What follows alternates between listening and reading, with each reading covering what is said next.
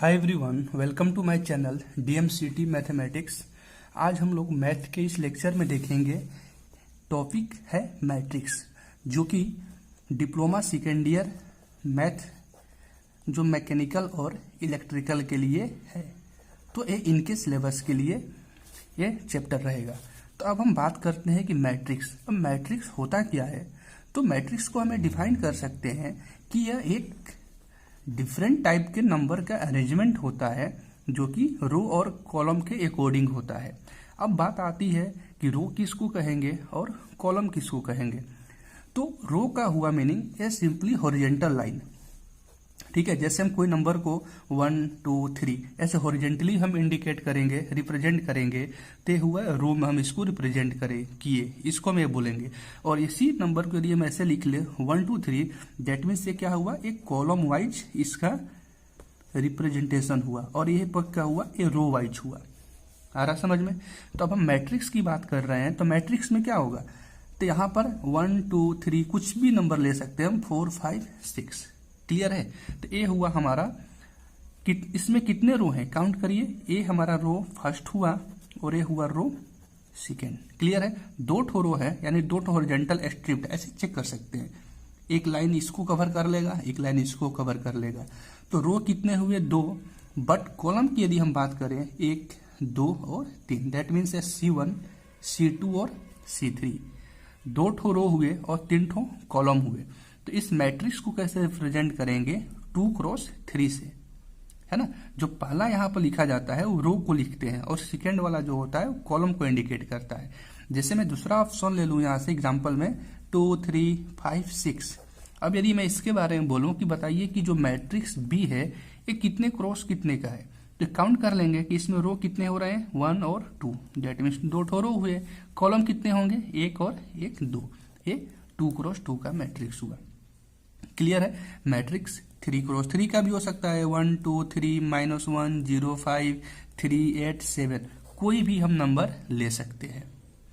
अब बात आती है कि आप लोग फर्स्ट ईयर में पढ़े होंगे डिटर्मिनेंट्स, है ना, डिटर्मिनेंट्स पढ़े होंगे। अब उसको भी हम कुछ रिप्रेजेंट इसी तरह से कर रहे थे। अब बात आती है कि मैट्रिक्स और डिटर्मिनेंट्स में क्या फर्क है। मैट्रिक्स, जिसको हम हिंदी में बोलते हैं आव्यूह, और डिटर्मिनेंट्स यानी कि सारणिक, दोनों में क्या फर्क है। आप लोग नोट्स बनाते चलिएगा जैसे जैसे मैं बोल रहा हूँ, क्योंकि लिखा पाना थोड़ा टफ हो जाएगा। तो आप लोग क्लास कर चुके हैं, जिन बच्चों के पास नोट्स होगा उनके थ्रू लेकर आप नोट्स बनाते चलेंगे। क्लियर है? तो हम यहाँ पर सिर्फ कॉन्सेप्ट को समझेंगे। अब बात आती है कि मैट्रिक्स में और डिटर्मिनेंट, दैट मीन्स सारणिक में क्या फर्क है।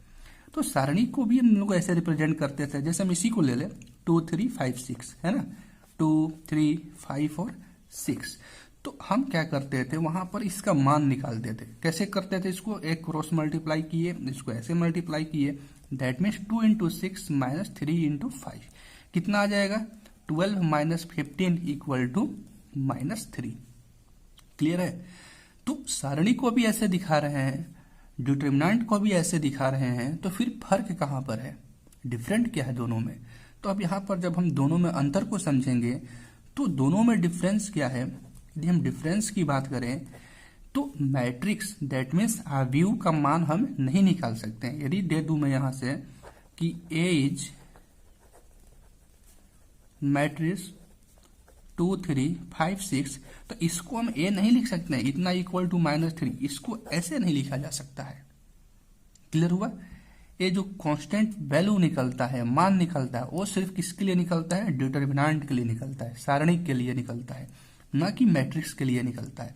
मैट्रिक्स सिर्फ और सिर्फ नंबर का अरेंजमेंट है, जो कि उसी फॉर्म में हमेशा रहेगा। क्लियर है? चलिए दूसरा डिफरेंस हम देखते हैं क्या है। डिटर्मिनेंट्स में हमेशा जो रो और कॉलम होंगे इक्वल होंगे। जैसे यहाँ पर कितना रो है, 1 और 2, दैट मीन्स 2 क्रॉस 2 का है। अब यदि मैं बात कर लूँ यहाँ से 1 2 3 4 5 6 7 8 9, ठीक है। चलिए इसको हम ऐसे लेते हैं, ये क्या है, ये सारणिक है ना, ये इज डिटर्मिनेंट। तो यहाँ पर देखिए ये भी क्या हुआ, 3 क्रॉस 3 का सारणिक हुआ। क्लियर है ना? ये क्या हुआ, 3 × 3 3 का सारणिक हुआ। लेकिन आप इसको ए नहीं बोल सकते हैं 1 2 3 4 5 6। यदि मैं ऐसे बोल दूं, क्या यह सारणिक है? क्या यह सारणिक है? तो क्या आंसर होगा? नहीं। क्यों नहीं होगा? क्योंकि इसमें रो और कॉलम इक्वल नहीं हो रहे। इसमें काउंट करिए, नंबर ऑफ रो कितने हैं? 2, जबकि कॉलम कितने हुए? 3 हुए। तो समझ में आया कि सारणिक क्या है और मैट्रिक्स क्या है। दैट मीन्स आव्यूह क्या है। सारणिक में जब भी होगा रो और कॉलम इक्वल होगा। और इक्वल होगा क्यों? क्योंकि उसको हमको मान निकालना है, फिक्स वैल्यू निकालना है। जबकि मैट्रिक्स में ऐसा नहीं है। मैट्रिक्स में क्या होगा? उसमें रो कॉलम इक्वल हो भी सकते हैं, इक्वल नहीं भी हो सकते हैं। क्लियर है? इतना समझ में आया। दूसरी पॉइंट क्या था कि मैट्रिक्स का कोई वैल्यू हम नहीं निकाल सकते हैं। किसका फिक्स वैल्यू 10, 5 या -6 कुछ होगा, जबकि डिटर्मिनेंट का फिक्स वैल्यू निकलता है। क्लियर है यहां तक? चलिए अब हम आगे चलिए अब हम नेक्स्ट देखते हैं कि किसी मैट्रिक्स को रिप्रेजेंट कैसे कर देंगे। जैसे ए इक्वल टू, यहाँ पर इसमें कोई नंबर दिया हुआ है ना, A B C D E F, कोई भी नंबर हो सकता है। क्लियर है? तो ये कितने क्रॉस कितने का है? 2 ठो रो है इसमें और 3 ठो कॉलम है। दैट मीन्स 2 क्रॉस 3 का हुआ। अब हम मैट्रिक्स को जो रिप्रेजेंट करते हैं ना, वो ऐसे करते हैं। ए यदि हमको इसी को लिखना होगा तो लिखेंगे ए इक्वल टू स्मॉल ए आई जे। आप कैपिटल में भी ले सकते हैं ए को। क्लियर है? तो अब हम ध्यान देंगे कि ए आई और जे क्या रिप्रेजेंट कर रहा है। तो आई रिप्रेजेंट करता है रो, ये रो के बारे में बतलाता है, जबकि जो जे है वो कॉलम के बारे में बतलाएगा। क्लियर है ना? यहां पर लिखा हुआ है ना 2 क्रॉस 3। दैट मीन, हाँ, एक चीज और ध्यान देंगे कि जो यहाँ पर फर्स्ट मतलब पहले बार में जो लिखा रहेगा वो इंडिकेट करेगा रो। दैट मीन्स इसमें कितने रो हैं? 2 ठो रो हैं। सेकेंड वाला जो होता है वो कॉलम के बारे में इंडिकेट करता है। दैट मीन्स इसमें 3 ठो कॉलम है। क्लियर है? चलिए अब यहाँ पर हम क्या समझ लें कि जैसे हम कैसे रीड करेंगे। जैसे कोई मैट्रिक्स दिया हुआ है ना, यहाँ पर इसे बोल दें हम 2 3 5 0 9 -3 0 5 8। ये कितने क्रॉस कितने का है? 3 क्रॉस 3 का है। चलिए अब यहाँ से भी हम क्वेश्चन पूछ लें कि आप बताइए A22 का मान क्या है। तो इस A22 का मीनिंग क्या हुआ? सेकेंड रो और सेकेंड कॉलम पर कौन सा डिजिट लिखा गया है। तो आप चेक करिए कि सेकेंड रो पहले जाना है रो पर, तो फर्स्ट रो हुआ और ये सेकेंड रो, यानी कि इसी रो में कोई ना कोई नंबर होगा, या तो 0 होगा या तो 9 होगा या तो -3 होगा। लेकिन हम 0 9 -3 में किसको लेंगे? हम उसको लेंगे जो सेकेंड कॉलम में भी हो। तो 0 को तो ले नहीं सकते क्योंकि ये फर्स्ट कॉलम में है। 9 को ही लेंगे ना क्योंकि ये सेकेंड कॉलम में है। दैट मीन से हो जाएगा 9। क्लियर है? बस ऐसे रीड करना रहेगा। जैसे हम बोल दें A13 का मान बताइए कितना होगा। तो 13 का मतलब क्या हुआ? First row third column. तो फर्स्ट रो चले जाना है, third column, first column, second column, third column. तो क्या नंबर मिल गया? 5 मिल गया।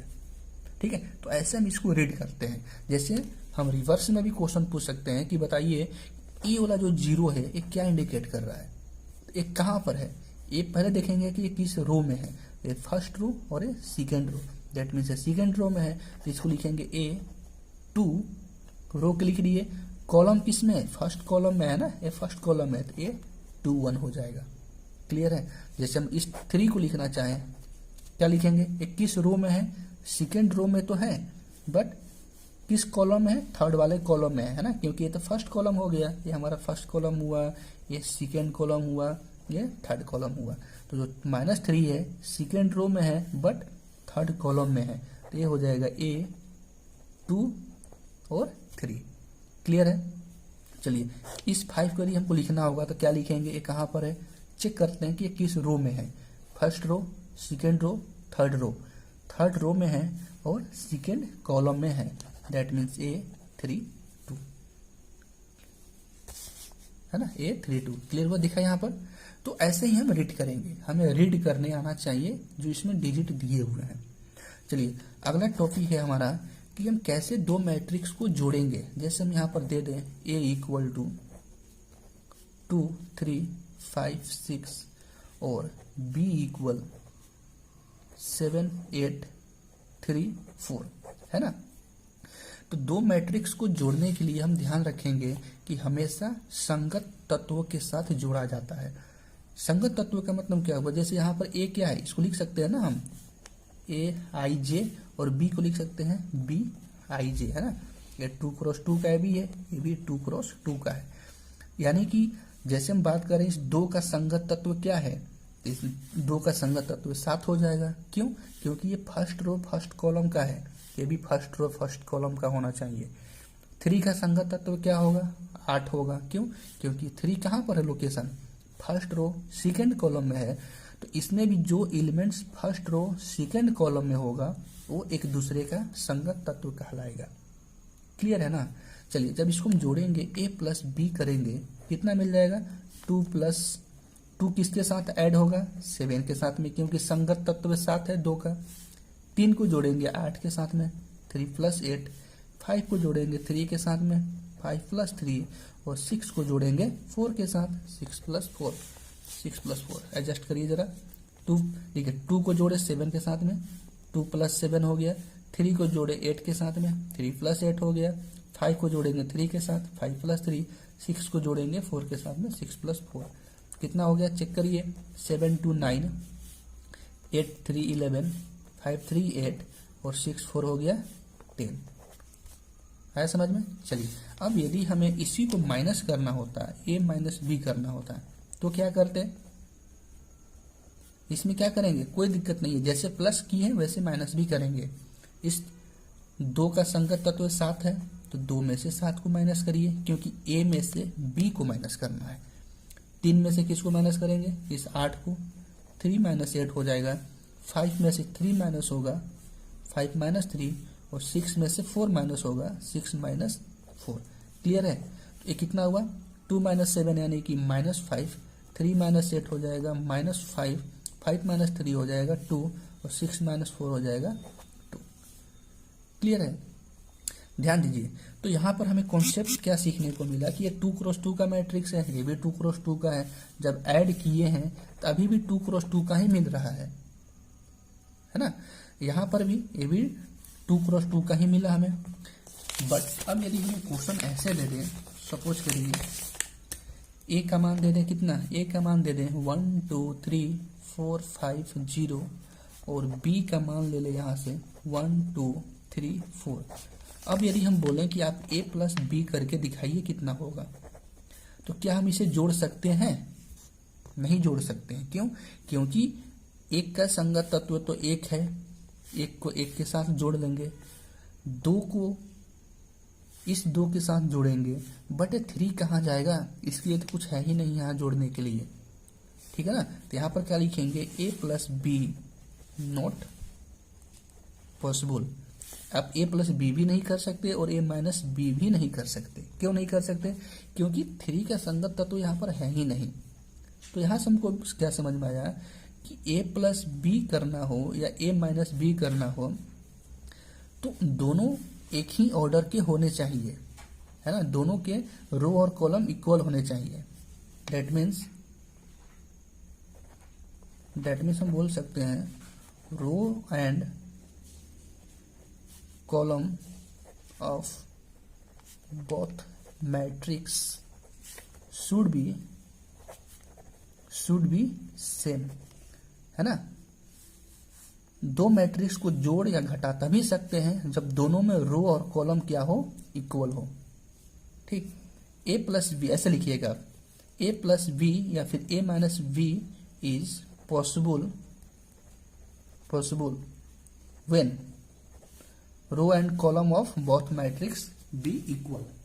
ठीक है, चलिए नेक्स्ट हम पॉइंट देखते हैं। पहले यहां तक आप लोग नोट डाउन करिए। चलिए अब हमारा टॉपिक है कि हम कैसे दो मैट्रिक्स को मल्टीप्लाई करेंगे। क्लियर है ना, कैसे हम दो मैट्रिक्स को मल्टीप्लाई करेंगे। प्लस माइनस हम जस्ट पिछले भी देख चुके हैं, अब हम मल्टीप्लाई को पढ़ेंगे।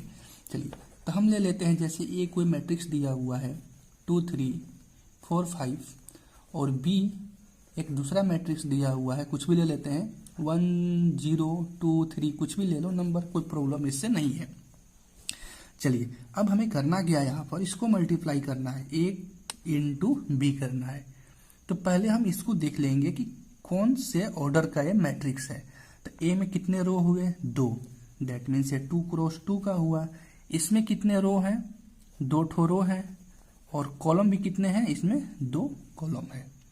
तो जब हम ए क्रॉस बी करेंगे तो क्या कहता है प्रोसेस, कैसे सॉल्व करेंगे इसको, ध्यान रखेंगे। पहले हमें ए को मल्टीप्लाई करना है बी से, तो लास्ट में क्या आ रहा है, लास्ट में बी आ रहा है। तो हम क्या करेंगे, बी में बारी बारी से कॉलम को सेलेक्ट करेंगे। क्लियर है इतना।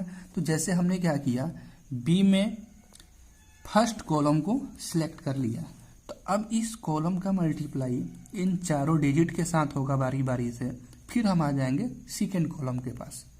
क्लियर है। स्टेप 2 क्या कहता है कि हमेशा हम सेकेंड वाले मैट्रिक्स में अप से डाउन मूव करते हैं। कैसे, ऊपर से नीचे मूव करेंगे, और फर्स्ट वाले मैट्रिक्स में हमेशा लेफ्ट से राइट मूव करेंगे। ये बहुत इजी मेथड है मल्टीप्लाई करने का, बस 2 कॉन्सेप्ट को ध्यान रखना है।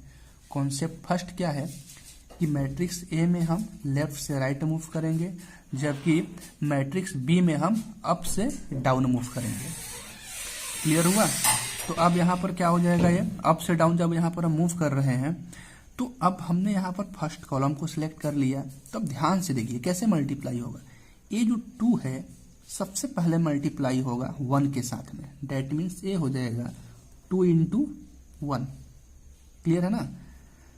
प्लस 2 इंटू 1 हुआ, प्लस अब 2 से आगे क्या आ रहा है, 3, यानी इसमें हम हॉरिजॉन्टल चलेंगे 2 से फिर आगे 3 के पास, तो इसमें 1 से कहां पर आएंगे, 2 के पास में आएंगे, डेट मीन्स 3 क्रॉस हो जाएगा 2। क्लियर है। चलिए इसको हम फिर से लिख लेते हैं इसे, ए क्रॉस बी। कोई दिक्कत नहीं होना चाहिए समझने में। हमने यहाँ पर एक बड़ा सा मैट्रिक्स बना लिया ताकि आप लोग को अच्छी तरह से समझ में आ जाए। पहले 2 का मल्टीप्लाई 1 के साथ में, यानी कि 2 इंटू 1, प्लस अब 2 के आगे क्या आ रहा है, हॉरिजॉन्टल में, यानी कि क्षैतिज दिशा में 3 आ रहा है, और ए 1 के नीचे क्या है, 2। तो अब इस 3 का मल्टीप्लाई 2 के साथ होगा, दैट मीन्स 3 इंटू 2। क्लियर है। सेम अब यहां पर करेंगे हम 4 इंटू 1, 4 इंटू 1 ये मल्टीप्लाई इसके साथ, और 5 का मल्टीप्लाई हो जाएगा 2 के साथ में, प्लस 5 इंटू 2। क्लियर है। यानी कि ये फर्स्ट कॉलम का मल्टीप्लाई इन दोनों रो के साथ में हो चुका, दोनों पंक्ति के साथ में हो चुका। अब हम कहां पर आएंगे, अब हम इस कॉलम को भूल जाएंगे, अब हम फोकस करेंगे सेकेंड कॉलम पर। जब हम सेकेंड कॉलम पर फोकस करेंगे तो सेम प्रोसेस, 2 का मल्टीप्लाई 0 के साथ में, 2 इंटू 0, प्लस अब इस 3 का मल्टीप्लाई इस 3 के साथ में, 3 इंटू 3। क्लियर है। चलिए उसी टाइप से 4 का मल्टीप्लाई 0 के साथ में, 4 इंटू 0, प्लस 5 का मल्टीप्लाई 3 के साथ में, 5 इंटू 3। बस ये स्टेप हमको हर बार यूज करना है। तो यहां से 1 इंटू वी कितना मिल गया, 2 प्लस 6, और यहाँ मिल जाएगा नीचे 4 प्लस 10, यहाँ हो जाएगा 2 इंटू 0, 0 मिलेगा, 0 प्लस 9, और यहाँ से मिलेगा 0 प्लस 15। दैट मीन्स हम ये बोल सकते हैं 8, 9, 14 और 15। ये हुआ ए इंटू बी का मान। कॉन्सेप्ट समझ में आया। कॉन्सेप्ट क्या है कि सेकेंड वाले मैट्रिक्स में हम बारी बारी से कॉलम को सिलेक्ट करेंगे। अब उस कॉलम का मल्टीप्लाई हम जितने भी पहले वाले मैट्रिक्स में रो दिए हुए हैं सबके साथ मल्टीप्लाई करेंगे। क्लियर है। चलिए अब हम यहाँ पर दूसरा एग्जांपल लेते हैं। सपोज क्वेश्चन दूसरा ले लेते हैं, इस बार 3/3 का करते हैं। जैसे 1 2 1 2 3 4 0 1 2, ठीक है। और बी मैट्रिक्स दिया हुआ है यहाँ से 1 2 3 4 0, कुछ भी ले लेते हैं यहाँ पर, 2 5 0 5 2 कर देते हैं यहाँ पर, और यहाँ पर ले लेते हैं 1, ठीक है। अब हमें यदि यहाँ से ए क्रॉस बी करना हुआ, अब यदि हमें ए क्रॉस बी करना होगा तो कैसे करेंगे। अभी भी हमारे पास सेम कॉन्सेप्ट यूज करेंगे जो जस्ट पहले पढ़ चुके हैं। तो हमारा सेकेंड वाला मैट्रिक्स कौन सा हुआ, ए बी हुआ। तो बी में हम क्या करेंगे, बारी बारी से कॉलम को सिलेक्ट करेंगे। जैसे अभी पहला कॉलम क्या है 1 4 5 है, तो अभी आप इस 2 कॉलम को भूल जाइए। अभी हम क्या करेंगे, इस 2 कॉलम को भूल जाएंगे। अभी सिर्फ हम फोकस करेंगे 1 4 5 का। तो अब हम क्या करें, चलिए तो अभी हम देख लिए कि जो हमारा एक क्वेश्चन था ए और बी, जब हम दोनों को मल्टीप्लाई किए तो 2 क्रॉस 3 के फॉर्म में आना है ना। यानी कि जब हम दोनों के मल्टीप्लाई यहाँ पर कर रहे हैं तो 2 क्रॉस 3 में मिल रहा है। तो हम कैसे पता करेंगे कि जब 2 मैट्रिक्स मल्टीप्लाई होता है तो कितने क्रॉस कितने का हमें मिलेगा। इससे पहले तो 2 क्रॉस 3 और 3 क्रॉस 3 का था, तो वहाँ तो हम पता कर लिए थे। तो हम यहाँ पर ध्यान देंगे, जैसे हमने मान लिया, यहाँ नोट करके आप लिखिएगा, जैसे ए कोई एक मैट्रिक्स है ना, ये कितने क्रॉस कितने का है, जैसे मान लिया हमने m क्रॉस n का है, और यहाँ से हमने क्या किया, b एक मैट्रिक्स ले लिए जो कि n क्रॉस p का है। तो अब यदि यहाँ पर हम ए बी को मल्टीप्लाई करेंगे तब रिजल्ट क्या मिलेगा, हमें ध्यान देना है। n और इस n को छोड़ देना है, यानी कि जो इनर पार्ट है, इनर पार्ट को छोड़ देना है। इसका फर्स्ट पार्ट लेना है और इसका लास्ट पार्ट लेना है। दैट मीन्स यहाँ से हमको लिखना है m पहला पार्ट और इसका लास्ट वाला पार्ट लेना है। दैट मीन्स इसका रो ले लेना है और उसका कॉलम ले लेना है। तो इसी क्रॉस इसी का जो हमारा मैट्रिक्स फॉर्म होगा आफ्टर मल्टीप्लाई। जैसे यहाँ पर चेक कर रहे हैं हम कि मैट्रिक्स 2 क्रॉस 3 का है ना, यहाँ पर 3 क्रॉस 3 का है, तो फाइनल मल्टीप्लाई होके क्या मिला, 2 क्रॉस 3 का मिला। दैट मीन्स ये वाला 2 लिए हैं और ये लास्ट वाला 3 को लिए हैं। बट अब यहाँ से यदि हम कह दें कि आप b क्रॉस a को फाइंड आउट करें, है ना, आप किसको फाइंड आउट करें, b क्रॉस a को। चलिए तो हमें b क्रॉस a निकालने के लिए पहले b मैट्रिक्स को लिखेंगे, है ना। हम जस्ट बता चुके हैं कि पहले जो मैट्रिक्स होता है पहले उस मैट्रिक्स को लिख लिया जाता है। तो यहाँ दिख रहा है b मैट्रिक्स, इसको हमने क्या किया, पहले लिख लिया 2 1 0 3 2 5 5 -4 7। क्लियर है। और a के साथ मल्टीप्लाई करना है, a को ले लीजिए 1 2 3 3 -1 और 4। ये कितने क्रॉस कितने का, 3 क्रॉस 3 और ये 2 क्रॉस 3। सेम प्रोसेस यदि हम मल्टीप्लाई करते हैं तो सेकेंड वाला मैट्रिक्स यहाँ पर अब a हो जा रहा है, तो a में हम कॉलम को सिलेक्ट करेंगे और सेम स्टेप हमारा रहेगा। इसमें हम अप से डाउन चलेंगे, इसमें हम लेफ्ट से राइट चलेंगे। क्लियर ना। इस नोट को आप लोग इस ब्लॉक में लिख लीजिएगा, है ना, इंपॉर्टेंट पॉइंट है ये वाला। चलिए तो अब हम यहाँ पर जब b क्रॉस a करेंगे तो क्या रिजल्ट मिलेगा, जरा देखते हैं हम। देखिए क्या रिजल्ट मिल रहा है। पहले 2 का मल्टीप्लाई 1 के साथ में, दैट मीन्स 2 × 1 तो सही है यहाँ तक। 3 का मल्टीप्लाई करेंगे किसके साथ, 3 में, प्लस 3 × 3। बट 5 के लिए अब किसके साथ मल्टीप्लाई करें, अब यहाँ कुछ है ही नहीं, है ना। अब ये 5 का जो मल्टीप्लाई है अब किसके साथ करें, अब ये कन्फर्म है ही नहीं, यहाँ कोई एलिमेंट्स है ही नहीं। ठीक है। दैट मीन्स हम कह सकते हैं कि इस केस में b क्रॉस a जो है वो क्या है, नॉट पॉसिबल, है ना। तो यहाँ से एक हमको कंडीशन मिला कि 2 मैट्रिक्स का मल्टीप्लाई तभी पॉसिबल है जब पहले में कॉलम की संख्या दूसरे में रो की संख्या की बराबर हो। दैट मीन्स हम यहाँ पर लिख सकते हैं क्या कि b cross a is possible when, कब, number of row in b, है ना, जो पहला एलिमेंट्स होगा, equal to number of column in a। आया समझ में। चलिए नेक्स्ट यहाँ चलते हैं। जैसे मान के चलिए कि मैट्रिक्स यहाँ पर दिया हुआ है, मैट्रिक्स 1 है, ठीक है, और यहां से हमने क्या ले लिया, मैट्रिक्स 2 ले लिया। तो 1 और 2 का मल्टीप्लाई तभी पॉसिबल है जब 1 का कॉलम, 1 का जो कॉलम है वह 2 का रो के बराबर होगा, है ना। दैट मीन्स क्या मिला यहां से, number of column in first matrix equal, number पूरा लिख लेते हैं, number of rose in second matrix. ये हमारा मेन फार्मूला हुआ। जब भी दो मैट्रिक्स का मल्टीप्लाई करेंगे वो मल्टीप्लाई तभी पॉसिबल होगा जब पहले मैट्रिक्स का क्या कॉलम की संख्या। यहां से अब कंक्लूजन क्या निकला कि जैसे हम ए कोई मैट्रिक्स ले लिए है ना, ए क्या है मैट्रिक्स कोई शेप का रहेगा और बी को एक यहां से हम मैट्रिक्स ले लिए, तो इसका यदि हम रो दे दिए एम और कॉलम दे दिए एन, तो ये जो कॉलम है ना इसके रो के बराबर होना चाहिए एन इंटू, अब इंटू के बाद आप कुछ भी नंबर दे सकते हैं, पी क्यू जो लेना है ले सकते हैं, है ना। बस ये देखना है कि इसका जो कॉलम है इसके रो के बराबर होना चाहिए। क्लियर है ना, इसका जो कॉलम है इसके रो के बराबर होना चाहिए बस। तो यही हम यहाँ पर इतना फोकस करेंगे।